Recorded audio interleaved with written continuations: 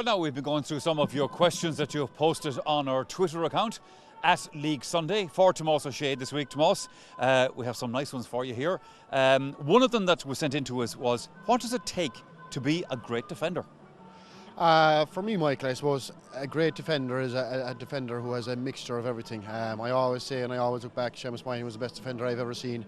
Seamus Moynihan was great at defending, he was good at going forward, he was good in the air, he was good on the ground, he had great anticipation. So for me, a great defender is a mixture of everything. All right. Okay, well, thanks for that.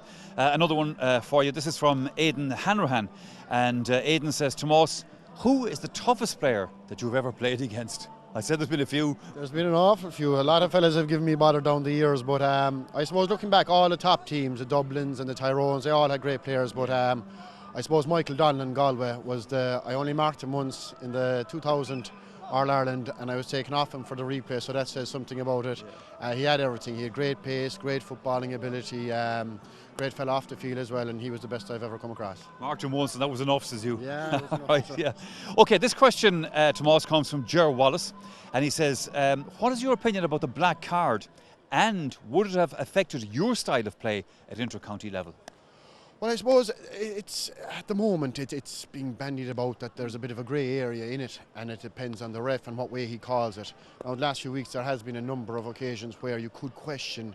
Last week above in Mayo, particularly now, Andy Moran pulled down one of the Kerry lads, and just because he didn't go to ground, it wasn't a black card. Now I think Andy Moran took off his gloves and was ready to walk. But I think, look, as the summer goes on, and if refs all go on the one word, I think it'll fizzle out during the summer. I think they're trying to cut out cynical play.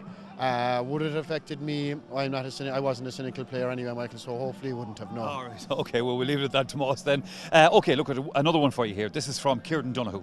And Kieran says, any chance, and I'm sure you've been asked this once or twice over the last couple of weeks, any chance that you would make a return to the Kerry team, obviously with the Gooch and Paul Galvin now ruled out? Well, I haven't got a call yet anyway, so I wouldn't be holding out. No, I think I made my decision. I told Eamon I wouldn't be for turning or whatever. Yeah. I wish him the best, and it was just unfortunate that Colm got injured. He was probably the main player for Kerry, and I think it would have been way more difficult had Colm got injured before myself and Paul retired. I think we would have probably thought about it after that, but no, I was happy with my decision, and I'll be staying retired anyway.